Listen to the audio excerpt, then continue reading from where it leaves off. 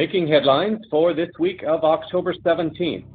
Ebola, fear-mongered campaign, not about health, but about African wealth. Change of heart.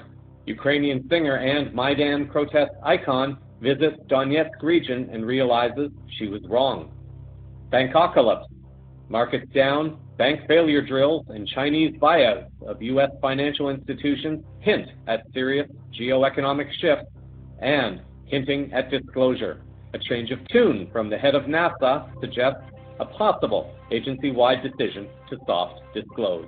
With news around, upon, within, and beyond our planet, the program making disclosure official.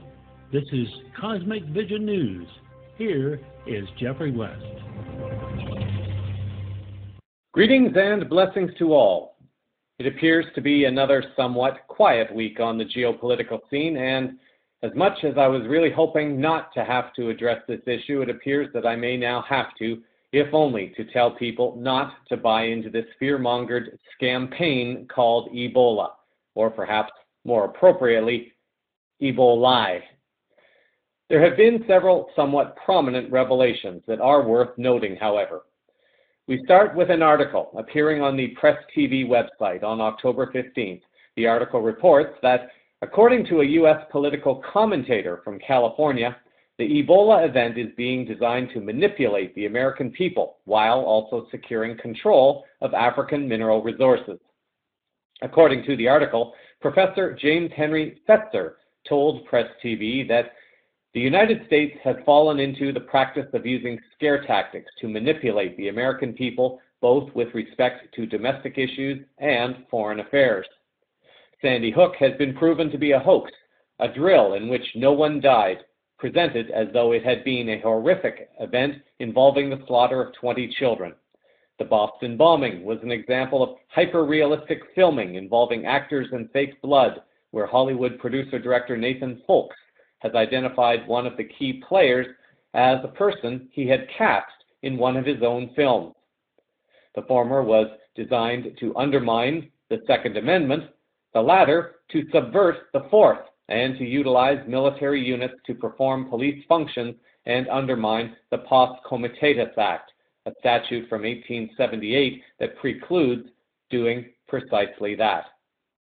In Eastern Europe, the downing of Malaysian Flight 17 was blamed on pro-Russian forces and timed to distract the world's attention from Israel's invasion of Palestine and the slaughter of thousands of innocent women and children, where sections of the fuselage show holes from shots fired from two directions, which indicates it was taken down by two Ukrainian fighters that were accompanying it.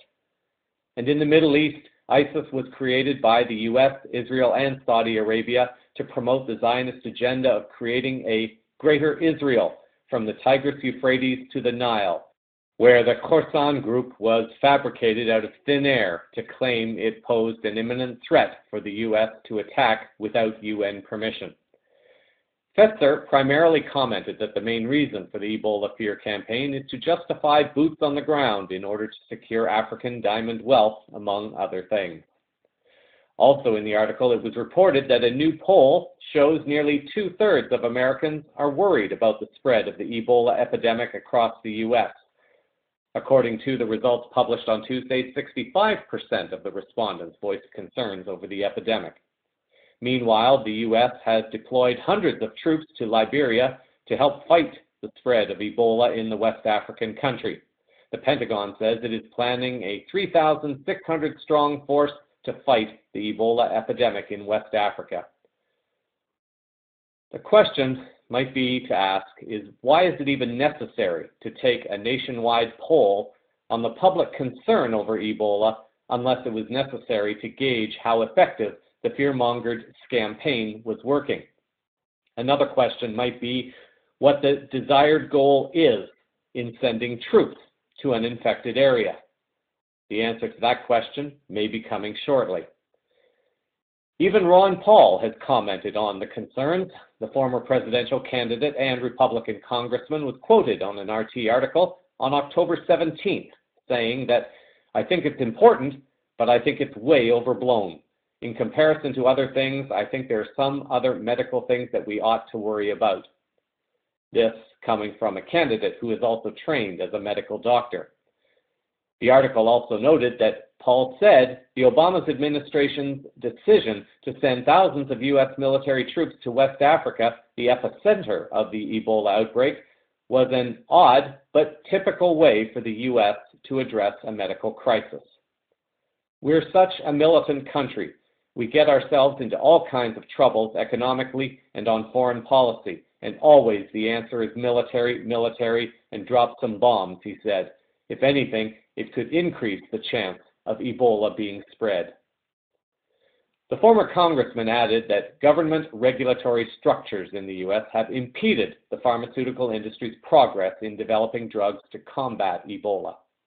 In many ways, the government obstructs and prevents these things from happening, and I resent that somebody who is dying from cancer or an infection has to get bureaucratic permission from the government to say, yeah, I want to take a risk, he said.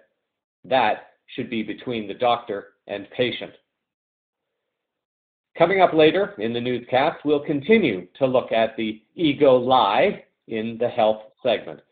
There, we will hear about a source from the country of Ghana that is making an even more detailed claim than those offered by Fetzer moments ago. There is a story that North Americans need to know, and this will be coming up in health news. In other geopolitical news, an interesting turn of events has taken place in Ukraine, further contributing to the troubles of the U.S.-sponsored puppet government in Kiev. Ukrainian singer Ruslana, best known for her 2004 Eurovision Song Contest win with the song Wild Dances, and also recognized as an unofficial symbol of the Maidan protests, has taken a visit to the Donetsk region of her country and now come back with a different story to tell.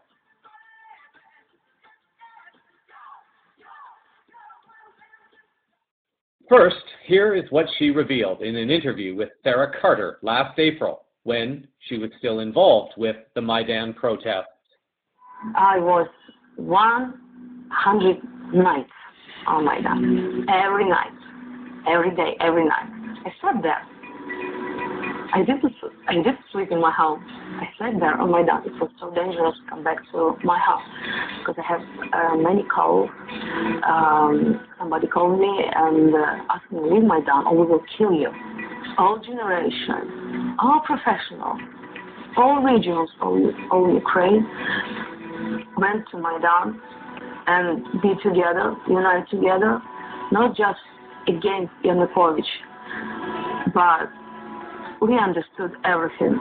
We have criminals in government, we have bandits in government, we need to have power, change everything.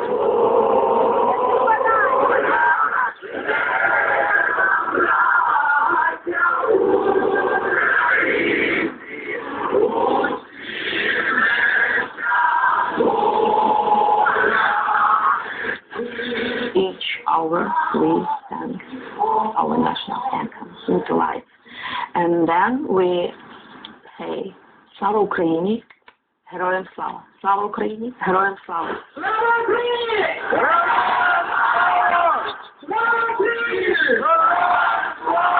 Means glory to Ukraine, glory to heroes, glory to Ukraine, glory to heroes. It looks like great flash mob, but it's not flash mob, you know. It's our language. We call it people power and life and the freedom. It's more than 300 people was killed. More. And everybody in Ukraine knows that who was on Maidan. So, but it's the problem, because every day we have more problem. Nobody understands how big plan of Putin. How is big, you know? It's about Ukraine. It's about maybe Baltic countries. Maybe it's about Pridnestrovia with Crimea, with Abkhazia together. Maybe Putin grow up new empire, like from Soviet Union. Sanctions, of course, as long as possible.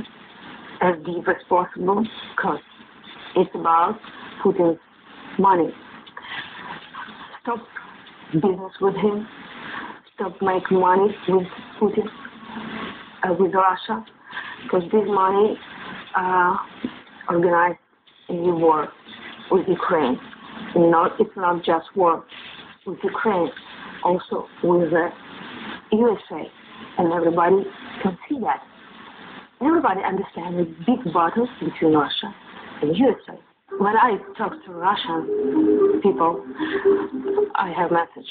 We are brothers, Ukrainian and Russian people. We are brothers. Wake up.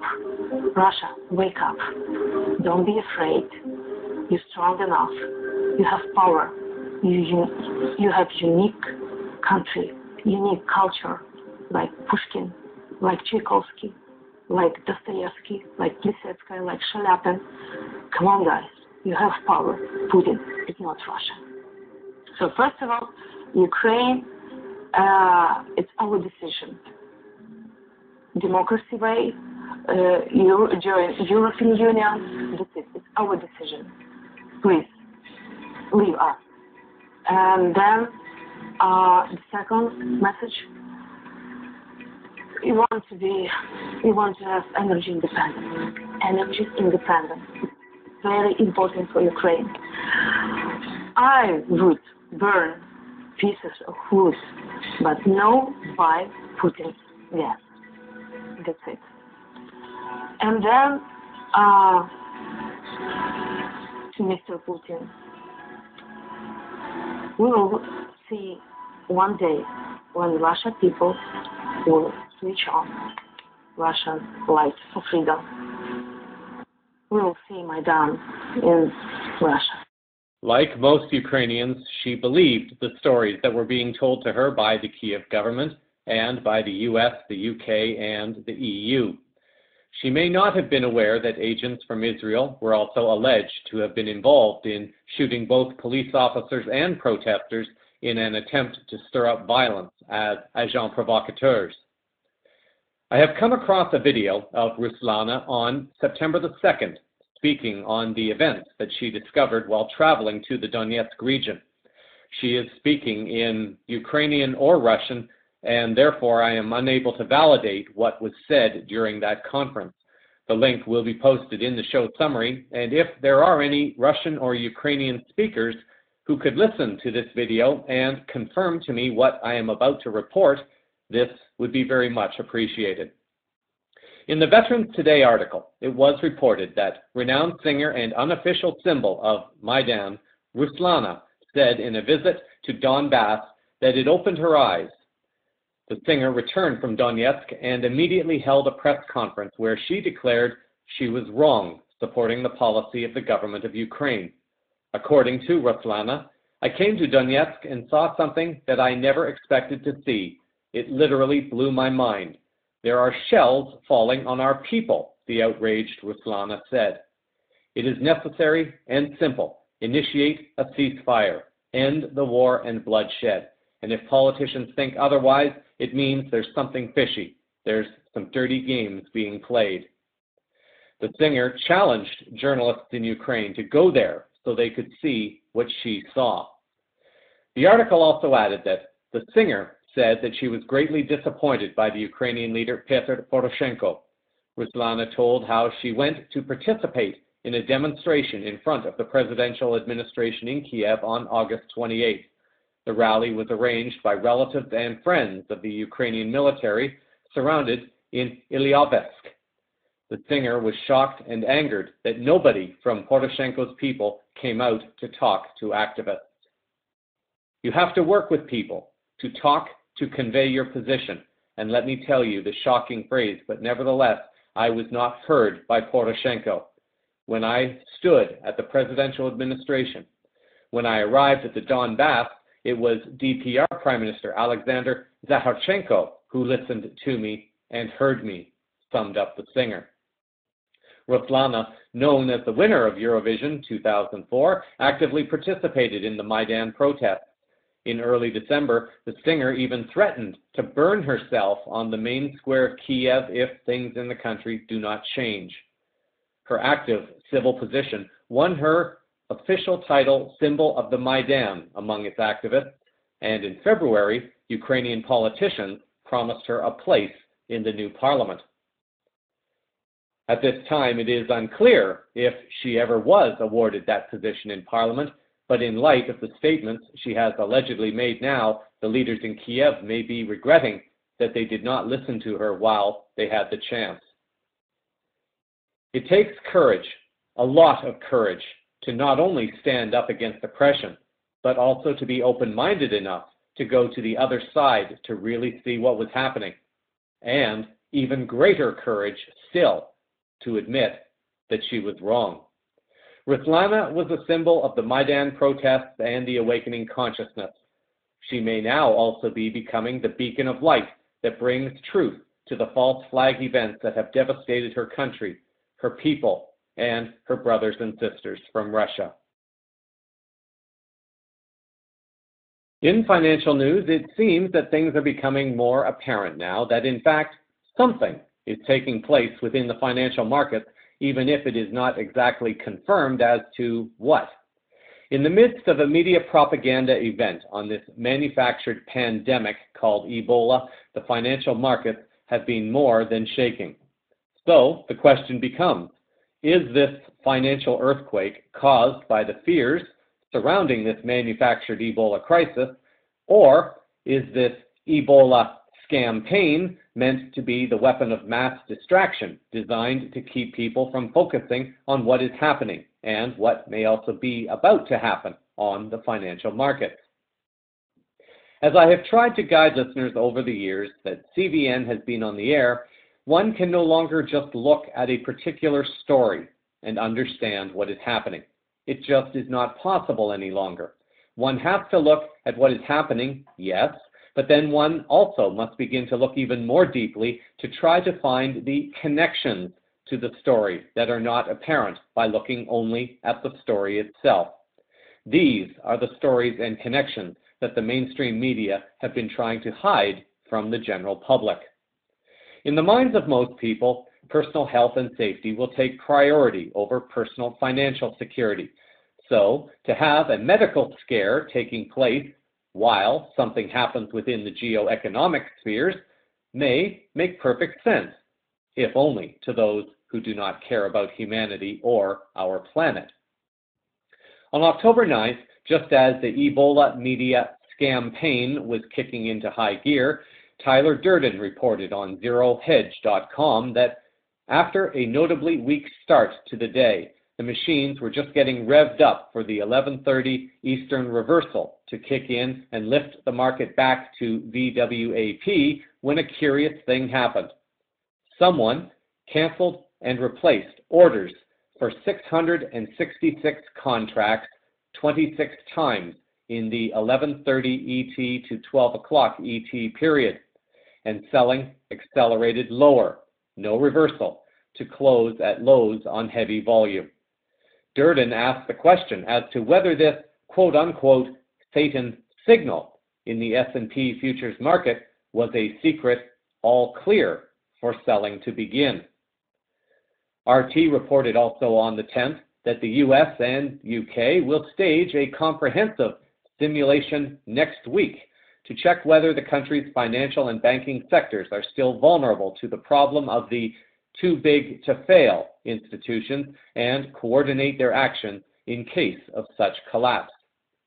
Government financial leaders from Britain and the US will simulate a failure of a large banking institution on Monday in Washington, D.C. to test the effectiveness of each county's banking regulations.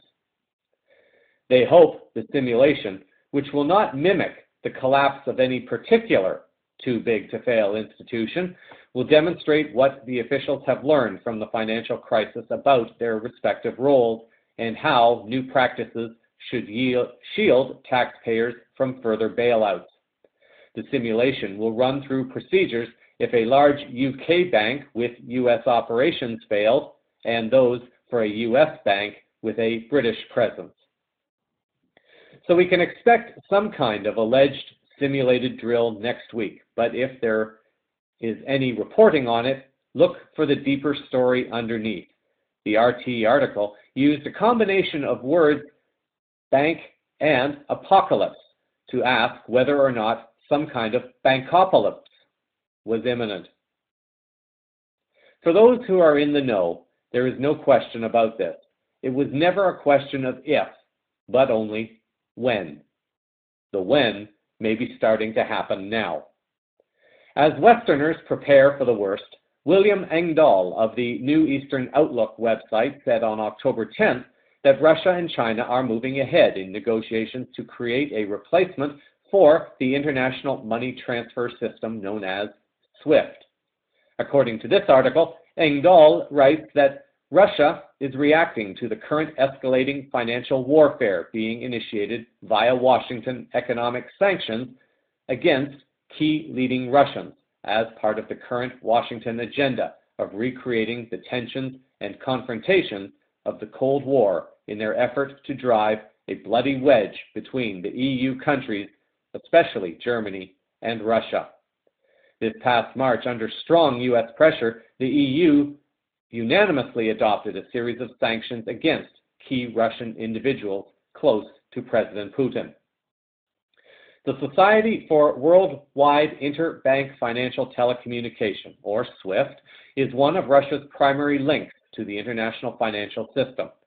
Bloomberg reported that on August 30th, ironically, just after Russia had proposed in Minsk terms of a ceasefire between the Kiev government and East Ukraine rebels, Prime Minister David Cameron's government proposed that the EU escalate its Russia sanctions warfare by blocking Russian banks from SWIFT clearings. It would, therefore, not be a surprise to know that Russia and China are moving ahead with this as part of their strategy contained within the BRICS alliance of countries. Russia and several countries have already begun making deals for trade without using the US dollar, which is accelerating the demise of the currency, the demise of the profit channels for the global cabal, and therefore also gives the cabal another reason to target Russia. Russia is nowhere near as isolated as the Western media are naively trying to make the people of the world believe. On the 15th, Durden reported on Zero Hedge that the 10-year Treasury yield had crashed. What is a 10-year Treasury yield? According to the website 10yeartreasuryyield.com, it is described in part as being a yield refers to the interest rate. However, we also need to know what 10-year Treasury means. It refers to federal government IOUs issued by the U.S. Treasury, and there are three types: bills, notes, and Treasury inflation-protected securities. 10-year Treasuries refer to a type of note within a maturity date of 10 years, so we'll focus only on those. The notes pay interest semi-annually as well as at maturity. At maturity, they are also redeemed for the par value, also known as the face value. A 10-year note, the term used for the note form of a Treasury IOU, is generally referred to as a 10-year bond. The government sells bonds in order to borrow money, going into debt temporarily with the purpose of using the cash to fund government business. If I interpret that correctly, it means that the market for buying U.S. debt bonds is crashing. Over the last year, it has been reported that Chinese interests have purchased the J.P. Morgan Chase building in New York, a deal apparently done about 1 year ago. And then, around January of this year, J.C. Collins, on his Philosophy of Metrics blog page, had reported that Chinese interests were also, more or less, buying out the Federal Reserve. One may ask why China and other countries would take on this kind of debt. In his article, Collins explained that it's economic reset or economic collapse. It's in the world's interest to restructure the U.S. debt to save the whole whale from beaching itself. Collins also speculated that the televisions will announce the largest deal in financial history between the Federal Reserve and China. They will discuss how all the world's currencies have been revalued to reflect true production ratios and physical assets. Accounts will be balanced. War criminals will be prosecuted. Dave Schmidt, host of the Sedona Connection, has also weighed in on the issue of what has been happening over the last week or two. On his blog page, he posted an update from his radio program that aired on October 15th. He summarized the following events from an interview with one he identifies as the ambassador. This is an individual allegedly placed quite highly up with an Asian entity known as the Dragon family. It has been speculated that this family of souls have been working together patiently for decades and quite probably centuries and millennia. This family is alleged to have made a pledge to honor its role in the shifting human and planetary consciousness when the time was right, a time that appears to be right now. Schmidt summarized the following. The IMF has changed hands. The Federal Reserve and the World Bank are being taken over by the Dragon family. The U.S.-controlled cabal has gone before the World Court and been denied their request to file bankruptcy. That means they are responsible for the indebtedness they have created. It also means they are being stripped of most of their funds to perform their tasks and actions to control and dominate world issues. The Dragon family is in the process of taking over the dominant financial institutions, which is also removing the cabal's power and control. This last statement would appear to be in alignment with the stories of the Chinese purchase of both the J.P. Morgan Chase building and also the Federal Reserve. As these events play out, my current personal theory goes something like this. The Western bankers, along with the Zionist warmongers and their media campaigners, are trying to prevent the demise of the US dollar, so they have to discredit the individuals and groups that are primarily responsible for this. The target became Russia and Vladimir Putin. They could not really go after China because I believe China still holds trillions in bonds that could devastate the US if they were released onto the market in substantial quality. As has been reported moments ago, China is also in deals to take over the Federal Reserve. The Ukraine became the target for this campaign, and the Western media managed to turn Russians and Ukrainians against each other without the people having much of a clue as to what really happened. It has been alleged in some circles that the Zionist leadership of Israel may have been attempting to secure new land for a future Israel, since the world is now becoming aware of its genocidal campaign against Palestine, and the world is increasingly beginning to turn against Israel. Having people kill themselves off in a war that can be blamed on someone else is often a strategy used by the global elites. However, let's not focus on that right now. All campaigns are being exposed at this time, and the cabal is running out of options. Those in control of the market may now be trying to get some last-minute funds to disappear, as though they somehow believe that they will be able to, or possibly to fund some other kind of global event. So, to open a Pandora's box of yet another false flag global pandemic may be the cabal's Hail Mary pass.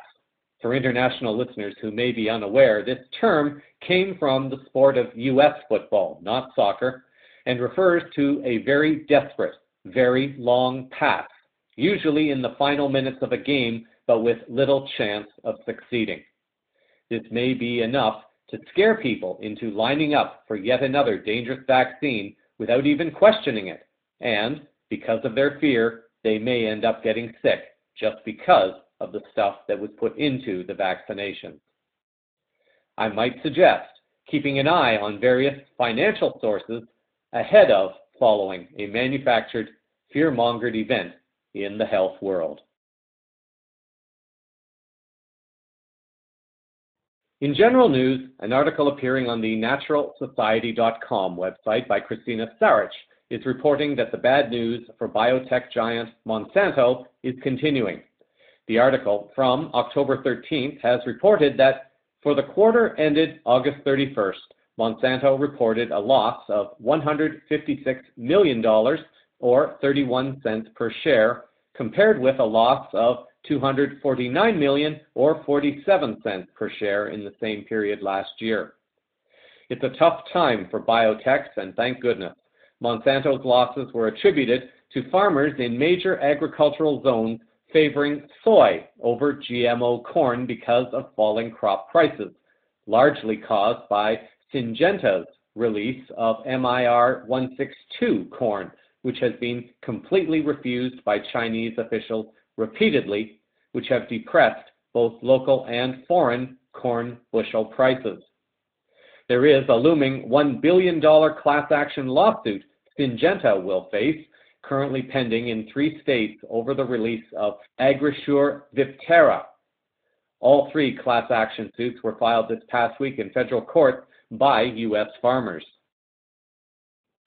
Syngenta also just happens to be the company that has covered up the true toxicity of atrazine, and the company has been sued in 6 different states to clean up more than 1,000 water systems in 6 states where the herbicide has been found to be polluting rivers, streams, and lakes. Sarich adds that while it would have been nice to take down this agribusiness giant for different reasons, it seems the company's partner in crime, Syngenta, is doing the work of dismantling the GMO paradigm for us. In the last 2 years, Monsanto has reported huge losses, so we must be doing something right. If this trend continues, and it should if we continue the good fight, then we can all hope to see the GMO empire crumble in due time. Continuing raising awareness and purchasing non-GMO organic foods. Voice your words with your dollar. Meanwhile, in a separate but related article on the worldtruth.tv website, they are reporting that it should come as no surprise that Bill Gates owns 500,000 shares worth $20 million or more of Monsanto stock, the very same company that has been caught running slave rings in Argentina in which workers were forced to work 14 or more hours a day while withholding payment, has used their massive finances to fund organizations that literally fake FDA quotes to support GMOs and, of course, peddling through GMOs that have been linked to numerous health concerns. This is not even taking into account the farmer suicides that occur around every 30 minutes due to Monsanto's failing GMO crop yield, bankrupting small-time farmers in India's notorious suicide belt. The article also adds that the Bill and Melinda Gates Foundation has even teamed up with Cargill to pump GMO soy into the third world. Cargill, of course, is the $133 billion corporation that has also been found in direct violation of human rights laws. Cargill was sued by the International Labor Rights Fund for trafficking children from Mali and forcing them to work on cocoa bean plantations for around 12 to 14 hours each day without pay, food, or sleep. The company even continues to purchase cotton from Uzbekistan, where it is well known that child slave labor is used in the cultivation. Gates is most notably famous as the man who created the Microsoft company and its line of Windows-based products.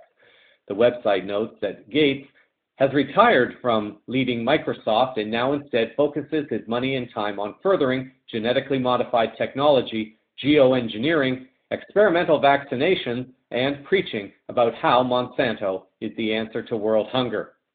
It would seem that the world needs right now is some new computer technologies and products that will give people a real choice to avoid buying products from Microsoft or other companies that are known to be operating in ways that are less honorable to humanity and our planet. The revelations of truth that continue to keep coming out from so many different sources and angles can be overwhelming to many, and understandably, there will be some souls who may feel called to serve in some kind of revolution, and unfortunately, at least one of those revolutions may be more physical and violent in nature. Russell Brand was on Wall Street recently to launch his new book, Revolutions, and he spoke with RT. We begin tonight with an RT America exclusive. Actor and comedian Russell Brand launching his new book, Revolution, in New York City at Zuccotti Park. Brian spoke exclusively with RT correspondent Alexei Yaroshevsky about why he chose the site of the Occupy Wall Street movement for his launch. Russell, what's your new book about, and why did you choose Wall Street to present it to the public? Well, because a few of the people that contributed to my book were integral to the Occupy Wall Street movement, and it was suggested by them that it would be a nice way to commemorate that movement. And this statue of George Washington was an early revolutionary who is also good to honour at a time when revolution is much needed. Your book is named Revolution. Do you think it's coming? I think it's inevitable. Why is that? Because at times when universal change is required, people formulate and organise and bring about that change. Now we're living under galling inequality, at the point of ecological crisis. People are misinformed, but the means for new communication are emerging and people are awakening.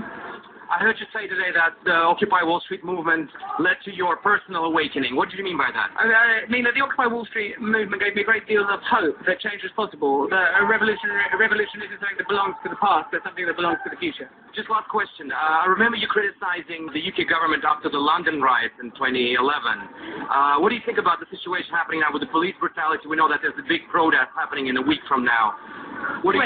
In the U.S., here in New York, and pretty much all over the state, and the situation in Ferguson. What do you think about all that? What's your personal take on that? I think that we're approaching a time where the police will return to serving the people that they took an oath to serve, everyday, regular people, instead of enforcing government authority.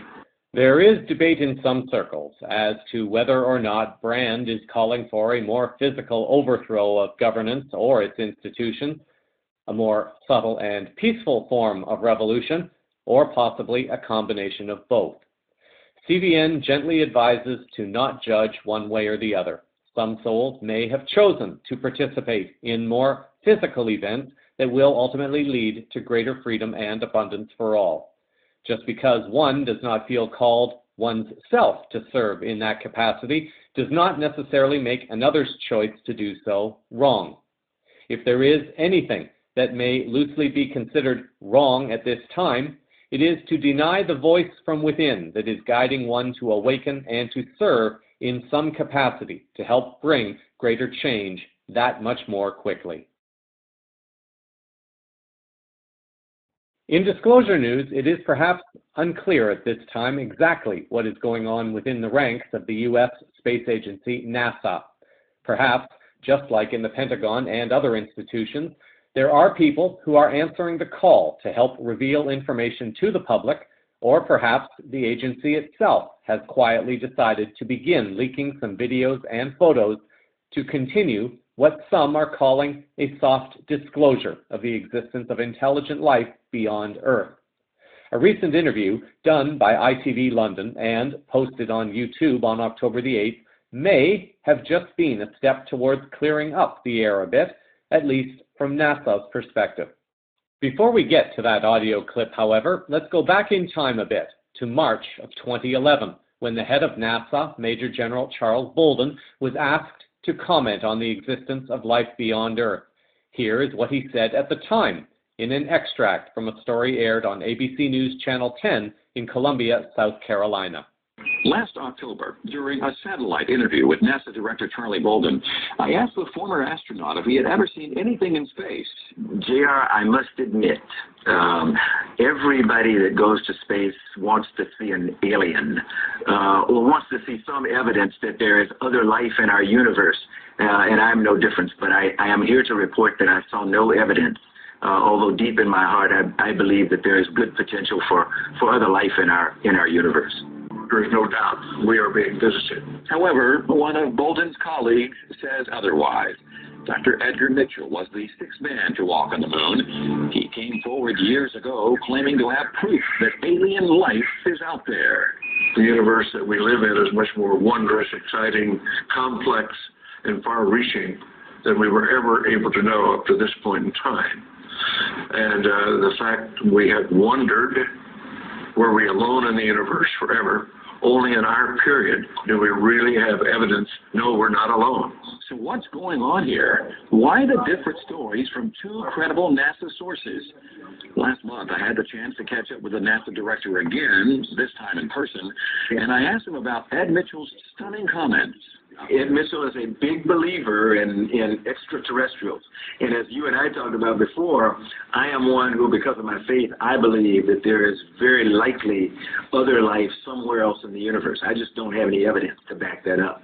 But Edgar is one who, contrary to my observations, actually claims to have evidence that extraterrestrials exist. Although categorically denying that he had proof, his personal belief, however, was that life does in fact exist. Coming back to 2014, the following are comments made by Bolden while being interviewed during an event he attended in London. Perhaps you may notice the difference between the two. Mars is very Earth-like, or at least used to be very Earth-like. It is a planet, sister planet to Earth. It is the most likely planet in our solar system that had life at one time, may have life now, and we feel definitely can sustain life. So that's the reason we chose it. It's definitely one about survival of the species, if you will. The more we can expand humanity across the solar system, the more we're going to understand about our own Earth. He's been a Marine, an astronaut, and is the man who flew the Hubble telescope into space. Today he was in London, making the case for the UK to get involved in NASA's plans. Do you imagine that British astronauts will be going to Mars as well in your plan? I do. I expect that you will see representatives from many nations, particularly the partner nations that we currently have. Much of the earlier work in aeronautics was done right here in the UK. So you have always been among the leaders when it came to taking things from the unknown and making them known. And I think the UK is a perfect partner to try to venture off in the far reaches of the solar system with. Charles Bolden thinks we need to dream big to achieve these ambitions, and he wants Britain to be part of those dreams. Alok Jha, ITV News. This, therefore, may also seem to explain why there appear to be an increase in the number of leaked videos and photos coming from NASA that are depicting ships around Earth and especially around the International Space Station. An article appearing on the yournewswire.com, posted by Royce Christine on October 16th, writes that a UFO was allegedly spotted when astronauts from NASA were performing a spacewalk in the International Space Station on October 7th. A video was uploaded of the spacewalk by NASA on YouTube. According to an article by Rita Ahmed, a writer for Headlines and Global News, the video shows the astronauts on their spacewalk. Close to the 1 minute 50-second mark on the video, a mysterious object is seen in the footage. The mysterious object, whose shape and size was difficult to see as the video was foggy, has garnered a lot of comments on the video posted by NASA. Although CVN is the newscast that is making disclosure official, it is still somewhat challenging to report to you news that has video highlights. As CVN grows and expands to a video newscast, hopefully sooner rather than later, it will be possible to share more videos that will aid people in beginning to question the cover-up and also to begin asking their own questions that will help them to discern whatever truth may be relevant to them regarding this issue. Another very old NASA photo, a more recent YouTube video, and some online discussion appear to have reignited a decades-old question of whether there are structures, vehicles, or technologies already on the surface of the moon. In an article written by Dr. Michael Sala on the exopolitics.org website on October the 5th, he writes that a 1968 photo taken during a lunar orbiter mission to the moon shows what appears to be a spacecraft that is at least 10 miles or 16 kilometers long, resting inside the crater Manilius.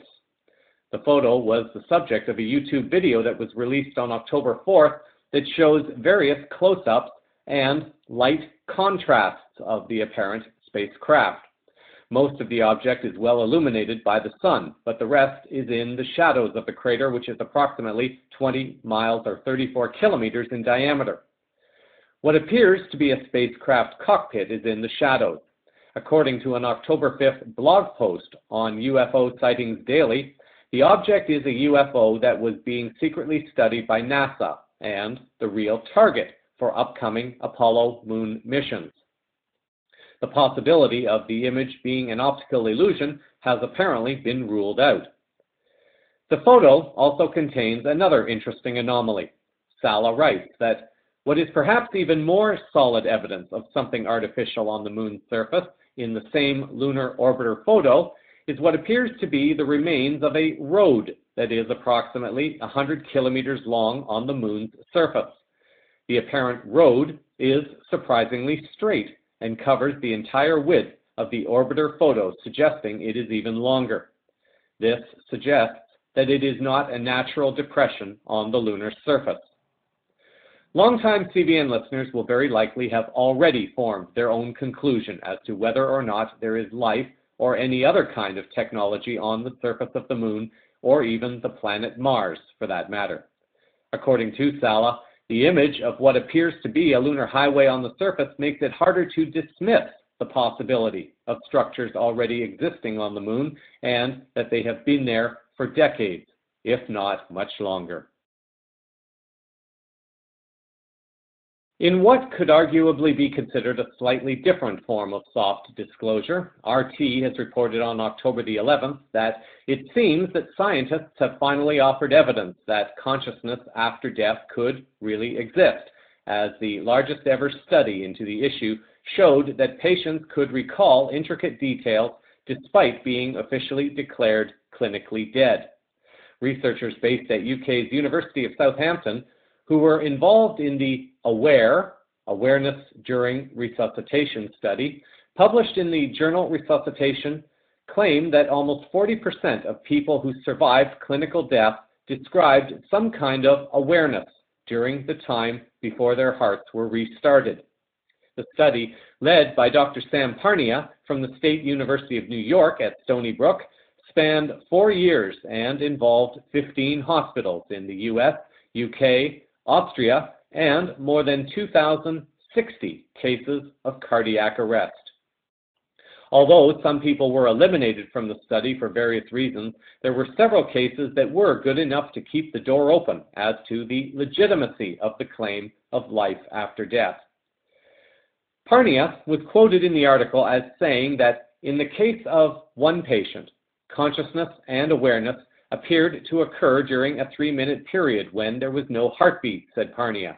This is paradoxical, since the brain typically ceases functioning within 20 to 30 seconds of the heart stopping and does not resume again until the heart has been restarted. Furthermore, the detailed recollections of visual awareness in this case were consistent with verified events. Researchers believe that the newest study shows a need to explore the subject area further. Estimates have suggested that millions of people have had vivid experiences in relation to death, but the scientific evidence has been ambiguous at best, Parnia said.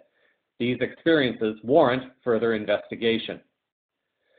Of the 330 patients who were tracked for this particular study, it was reported that 46% experienced a broad range of mental recollections and 2% showed full awareness of their out-of-body experiences. From those interviewed, 13% claimed that they felt separated from their bodies. Keep in mind that this article is reporting more on what may be considered to be mainstream science, and this is good news.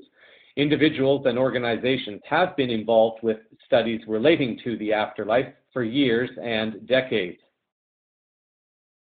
Founder of one of those organizations, the Near-Death Experience Research Foundation, or NDERF. He has appeared on CVN previously and is always looking for new cases to review. If you or a loved one have had a near-death experience that you would like to share, the link to the NDERF website will be in the show summary.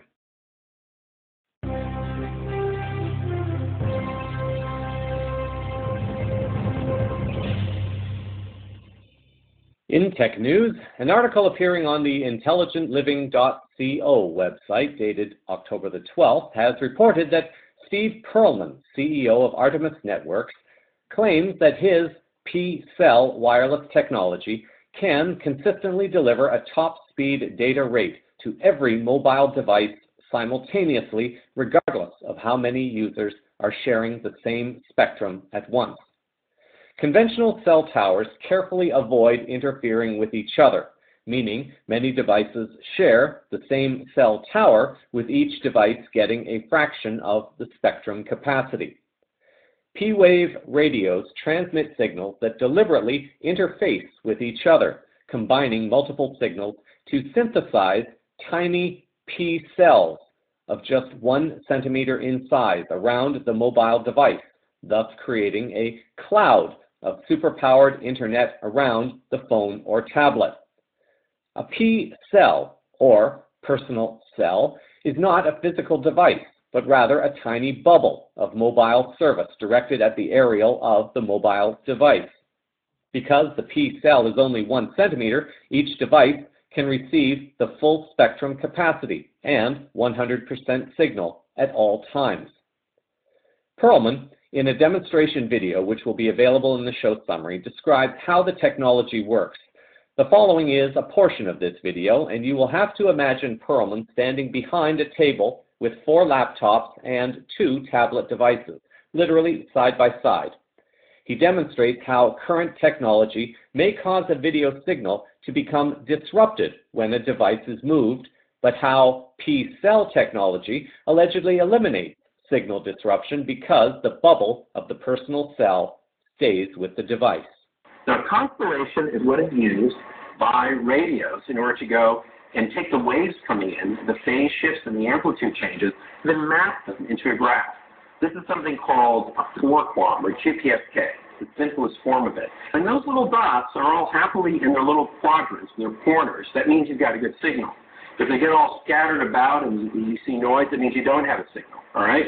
So as you can see, all of them are very happily receiving their nice QTSK signal in their constellation, and they're all displaying HDTV, all right? So now what we're going to do is flip on the P-cell technology and watch closely, because now each of them is going to get their own private P-cell around their antenna, and each of them then is going to receive a different video. So let's flip on P-cell technology. And there you are. All of them are still getting their 4-QAM signal, the QTSK signal in their constellation. The reason they're a little bit noisy is this is lab radio equipment. It's supposed to be commercial equipment. That's why you see a little bumpiness. The normal signal you see is actually quite clean.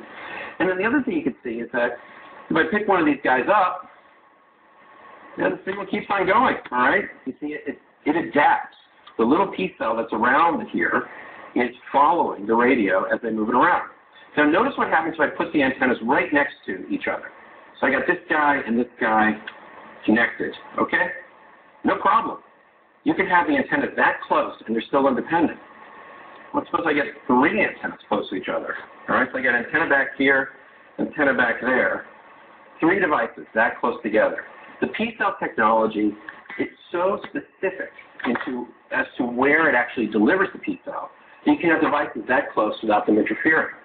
All right, so now I'm going to show you something that's actually really magical, and that is a chance to actually go and see a P-cell in space. But you're going to have to work with me on it, all right? So let me show you how we can demonstrate it. Now, obviously, the radio waves are invisible, all right?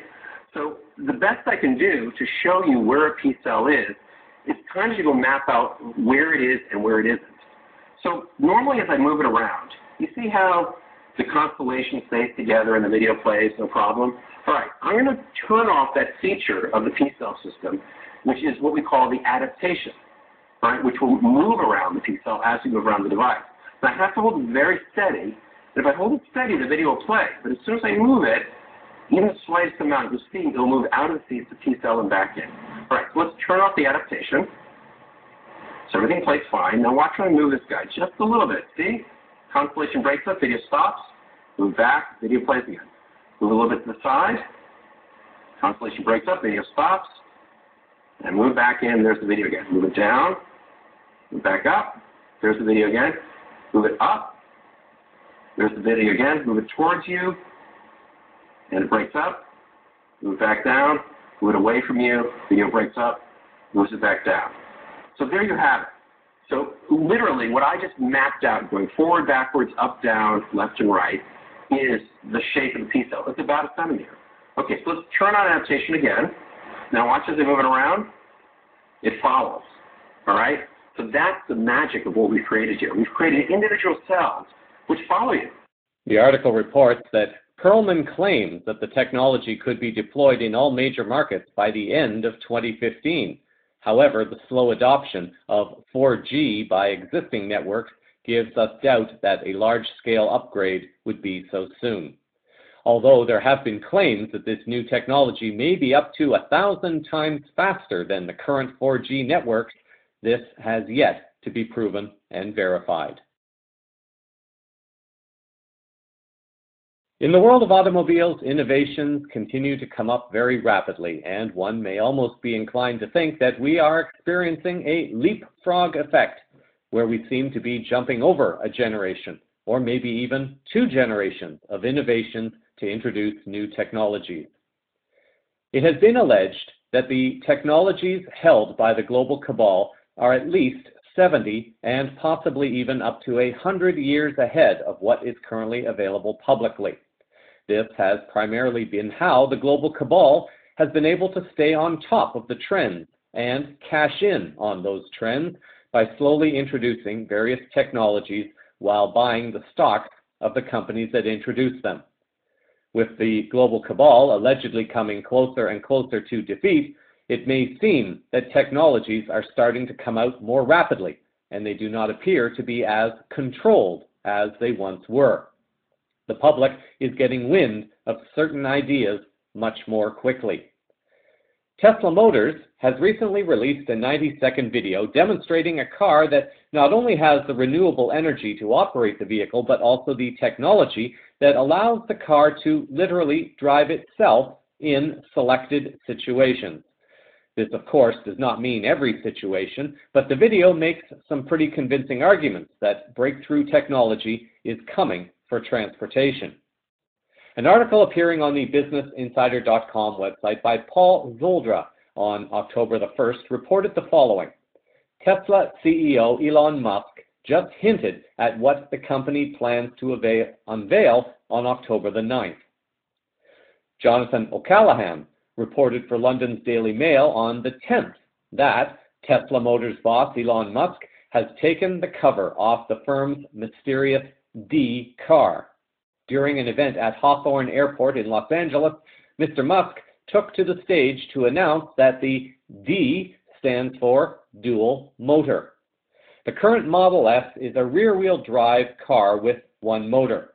The D will have 2 motors, one powering the front wheels and one powering the rear wheels. Mr. Musk said, unlike all-wheel drive systems on gas-powered cars, which tend to be heavy and make the cars less efficient, Tesla's system improves the speed, acceleration, and mileage by optimizing which motor is used. Some of the other significant features of this car were reported as following in the article. The acceleration is from 0 to 96 kilometers per hour in 3.2 seconds. The Model S will steer itself back if it wanders from its lane and brake automatically if it is about to hit something. Its new system will also move the car over a lane when the driver uses the turn signal. It will also use cameras to read speed limit signs and decelerate accordingly. Volvo has a system that reads signs and alerts drivers if they are over the limit, but does not change the speed. In what many will recognize as technology from a James Bond movie, the Tesla car has the ability to be summoned remotely, but this would be for private property use and not on public roads. The car is, not surprisingly, not in the price range of most, if not all, CVN listeners. However, it is a hint of how quickly things are progressing, and if the current global shifts in the geoeconomic sphere continue, prices may be impacted in a more positive way over the coming weeks and months as the alleged house cleaning continues of global cabal members from positions of control and influence. Taking a look at health news for this week, I am being asked by several listeners to comment on this Ebola situation. Now, I really didn't want to give much, if any, attention to this because, in my opinion, it's not really worth it. However, here's what I think I know about the topic in this current moment of now. There are a few historical points to be made first. Over the last decade or so, the media, the Center for Disease Control, several governments, and various other U.S. and international agencies attempted to create a pandemic fear, SARS, the swine flu, and the avian flu being the examples. After perhaps 2 or 3 weeks, maybe a month of fear-mongering, everything strangely became quiet again after each of these events, most likely because it had been exposed as a hoax and a false flag operation, or some other unknown source had a hand in helping the story to disappear.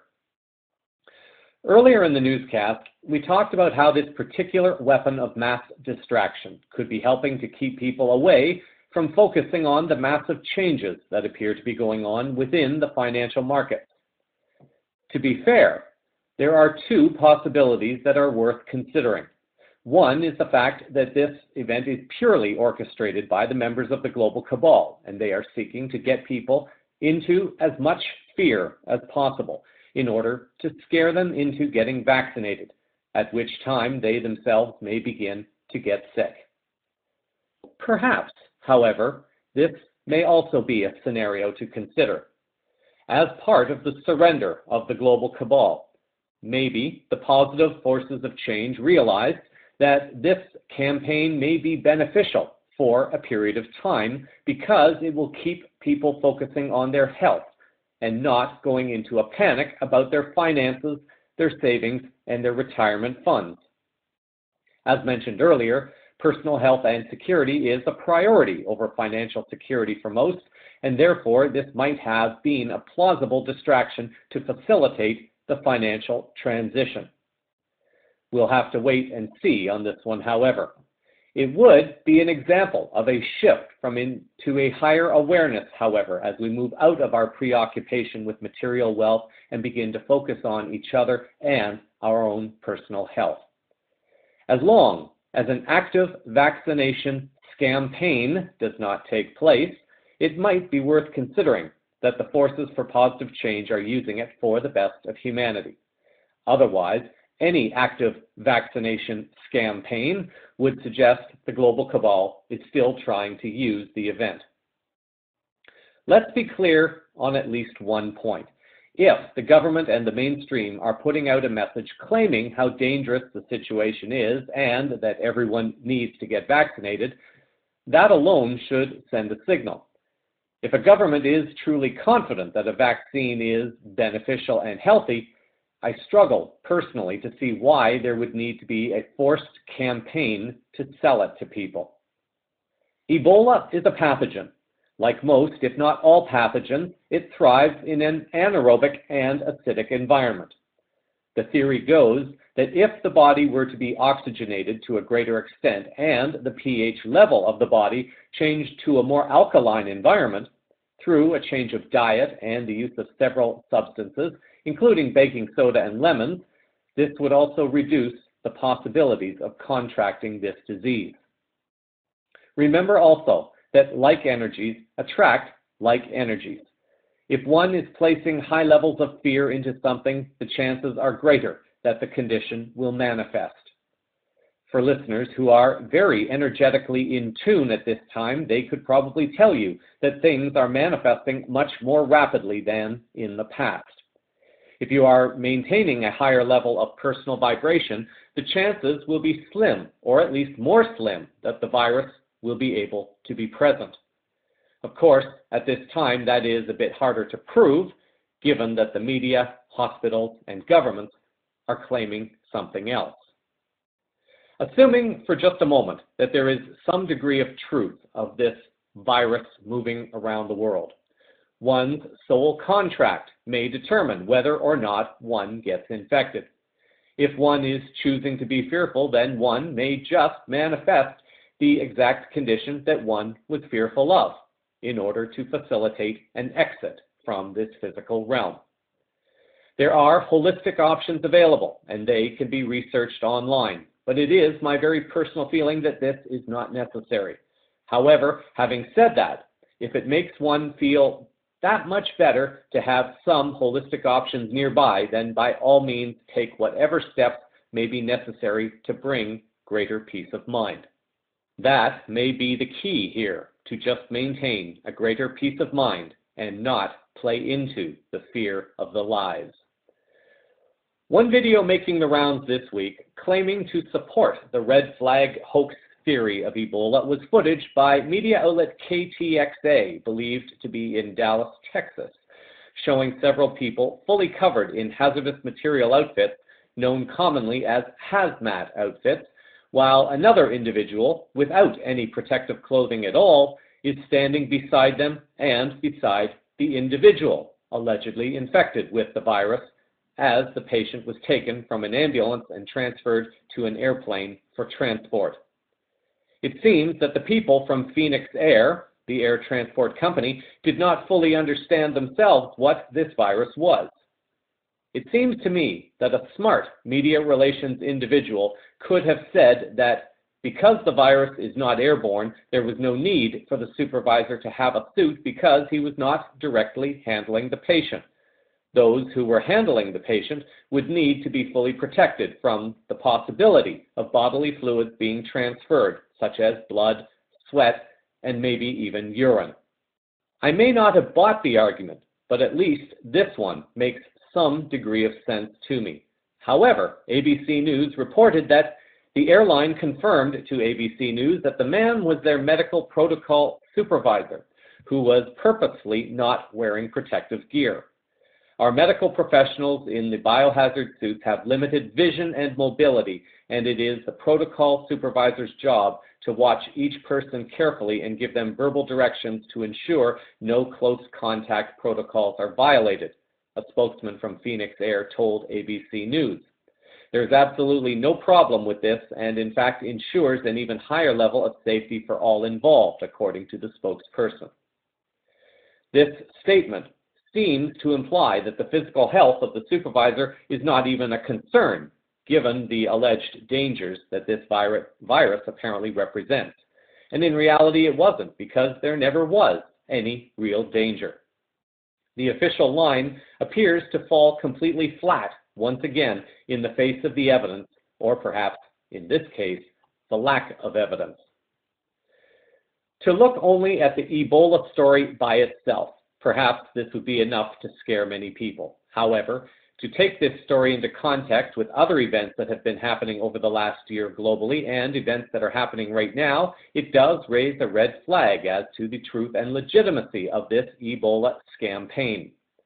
Steve Bankars, in an article posted on the mindawakened.com website, has reported that a statement made by a man in Ghana named Nana Kwame has rocked the internet in the last few days. The following information needs to reach people. We need to see Ebola for what it really is. According to Kwame, people in the Western world need to know what's happening here in West Africa. They are lying. Ebola as a virus does not exist and is not spread. The Red Cross has brought a disease to 4 specific countries for 4 specific reasons, and it is only contracted by those who receive treatments and injections from the Red Cross. That is why Liberians and Nigerians have begun kicking the Red Cross out of their countries and reporting in the news the truth. The 4 reasons for this campaign given by Kwame are as follows. 1. This vaccine implemented sickness, being called Ebola, was introduced into West Africa for the end goal of getting troops on the ground in Nigeria, Liberia, and Sierra Leone. If you remember, America was just trying to get into Nigeria for the Boko Haram story, but that fell apart when Nigerians started telling the truth. There are no girls missing. Global support fell through the floor, and a new reason was needed to get troops into Nigeria and steal the new oil reserves they have discovered. 2. Sierra Leone is the world's largest supplier of diamonds. For the past 4 months, they have been on strike, refusing to provide diamonds due to horrible working conditions and slave pay. The West will not pay a fair wage for the resources because the idea is to keep these people surviving on rice bags and foreign aid so that they remain a source of cheap slave labor forever. A reason was also needed to get troops on the ground in Sierra Leone to force an end to the diamond miners' strikes. This is not the first time this has been done. When miners refused to work, troops are sent in, and even if they have to kill and replace them all, the only desire is to get diamonds back flowing out of the country. Of course, to launch multiple campaigns to invade these countries separately would be way too fishy, but something like Ebola allows access to an entire area simultaneously. Number 3, in addition to stealing Nigerian oil and forcing Sierra Leone back to mining, troops have also been sent in to force vaccinations onto those Africans who are not foolish enough to take them willingly. 3,000 troops are being sent in to make sure that this poison continues to spread because, again, it is only spread through vaccination. As more and more news articles are released, as they have been in Liberia, informing the populace of the U.S. lies and manipulation, more and more Africans are refusing to visit the Red Cross. Troops will force these vaccinations upon the people to ensure the visible appearance of an Ebola pandemic. In addition to this, they will protect the Red Cross from the Liberians and Nigerians who have been rightfully ejecting them from their countries. Last but not least, the appearance of this Ebola pandemic, should Americans not catch on, will be used to scare the countless millions into taking an Ebola vaccine, which in reality is the pandemic. Already they have started with stories of how it has been brought into the U.S. and has appeared in Dallas, how white doctors were cured but black infected are not being allowed to be treated, etc. All that will do is make blacks strive to get the vaccine because it appears that the cure is being held back from blacks. They will run out in droves to get it, and then there will be serious problems. With all we have seen revealed about vaccines this year, you would think we learned our lesson. All I can do is hope so, because they rely on our ignorance to complete their agendas.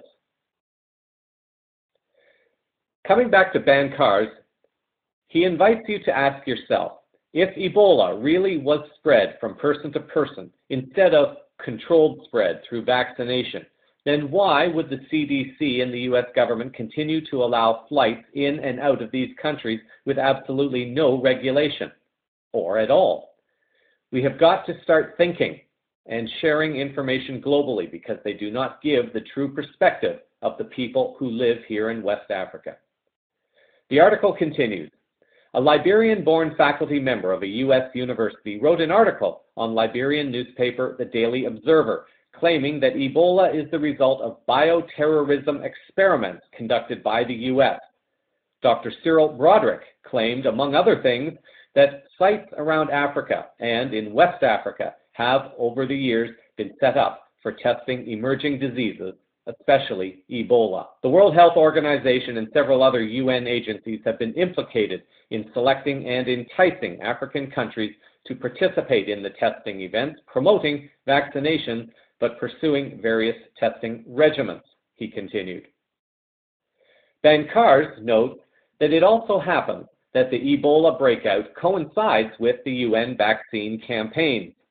Pharmaceutical and biotech industries will have profited handsomely from the Ebola crisis when biodefense research generals, high civil servants, and UN bureaucrats sheepishly sign multi-million euro research and development contracts.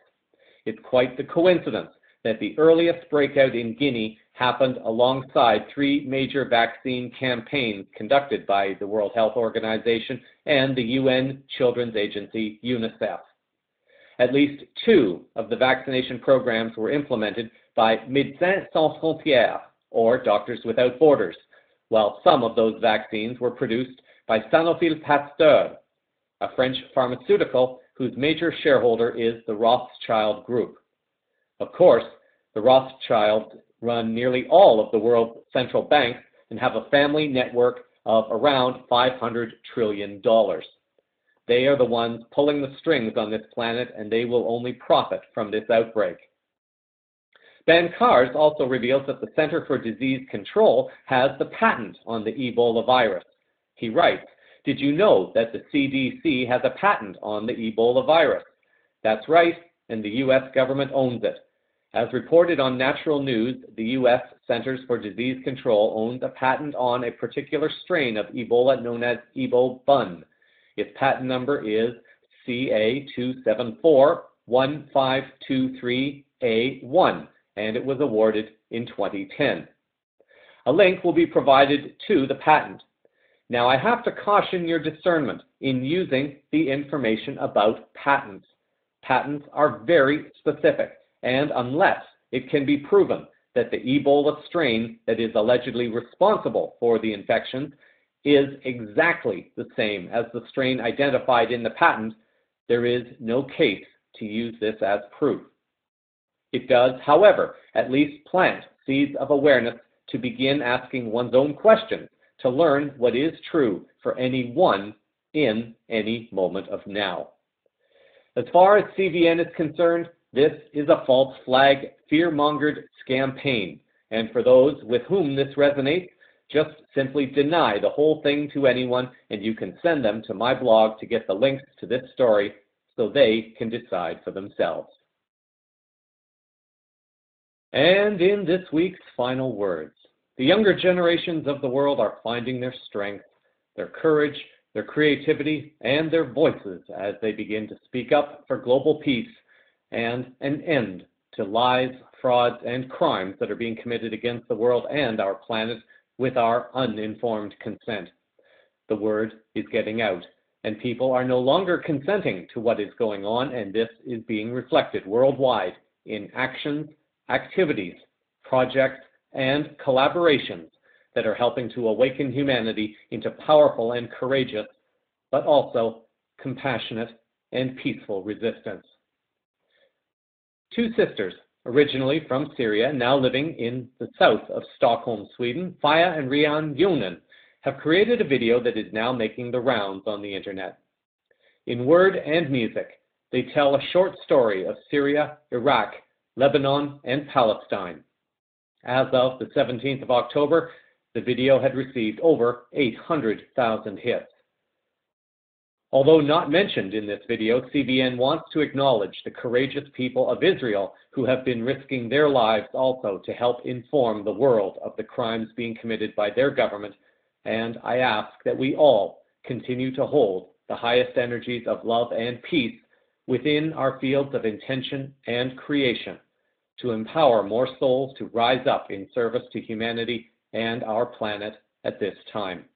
Although Rian speaks in Arabic, the subtitles are in English, and I will be reading the subtitled translations as they appear. Create a wonderful week. Until our next moment of now, here is Our Countries, as written and performed by Rian and Faya Yonen.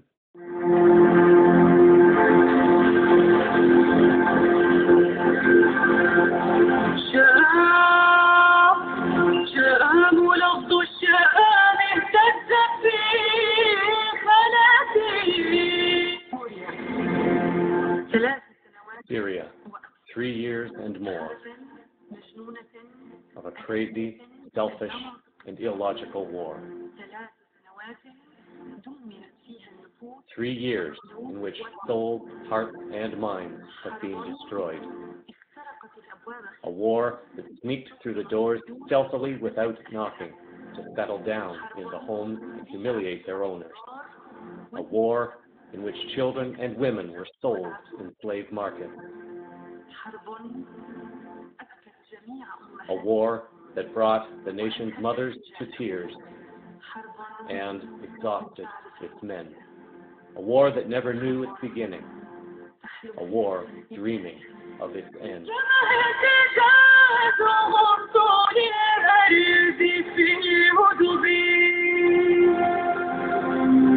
أنزلت حبك في أمري فشددها أنزلت حبك في أمري فشددها تركت فكنت المجد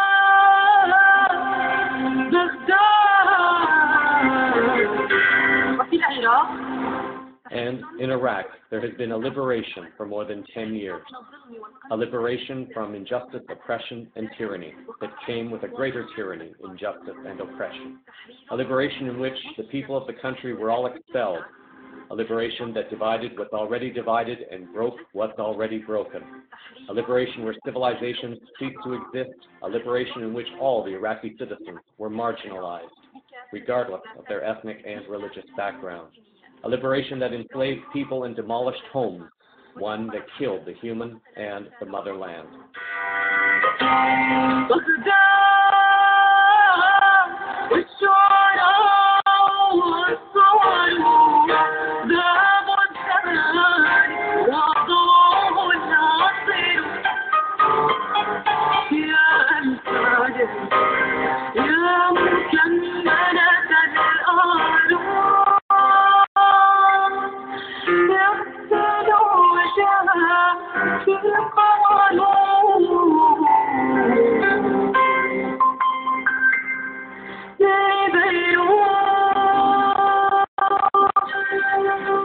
For the past 40 years, Lebanon and its people have suffered all kinds of wars. A civil war, a religious war, and a sectarian war, and aggressive invasions, and paying the price for regional turmoil and international compromises and deals. 40 years that made little Lebanon very big in its scars and daily struggles. 40 years of pain. A pain, in most cases, resistant and silent.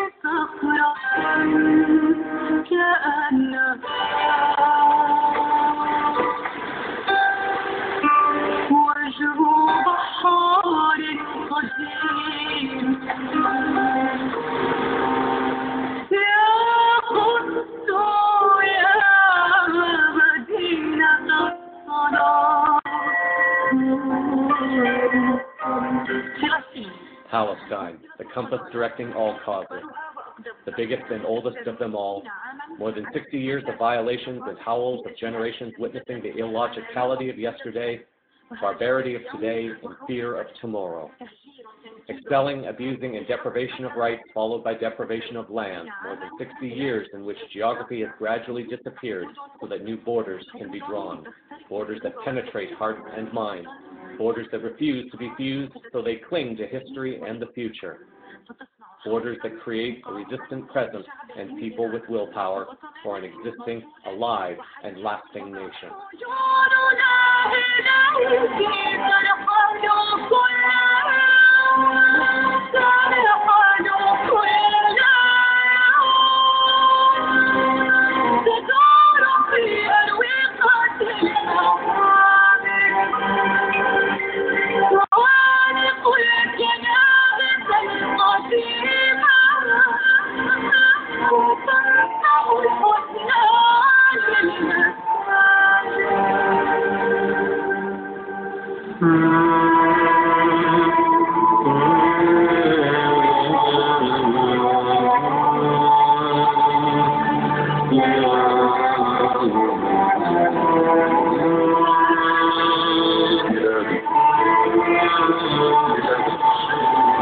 Our countries, the countries of wars and pain, the countries of love and dreams, our countries.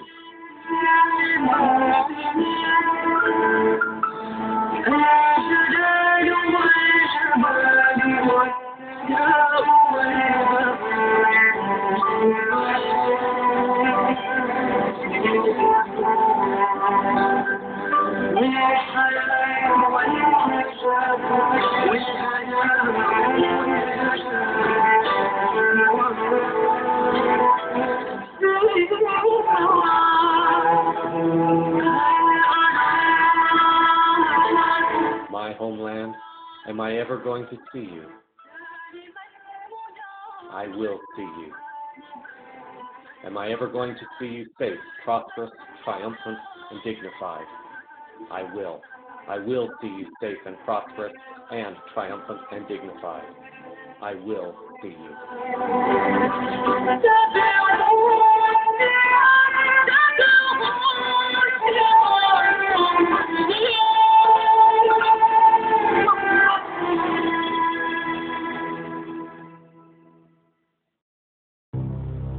So that is the unfolding consciousness news around the world this week. Cosmic Vision News is a part of the Enlight Radio group of programs. Links to stories used in this broadcast are published in the show summary on the blog at cosmicvisionnews.com, on the CVN Facebook page, and also on Twitter, Google+, LinkedIn, and now FaceUni. Thank you for sharing your time with me. I'm Jeffrey West, reminding you that, in the words of Nikola Tesla, if you want to understand the universe, think of energy, frequency, and vibration. Until our next moment of now, stay grounded in love, hold the vision of light and peace in your heart, and keep your eyes to the skies. Disclosures unfolding all around you. Namaste.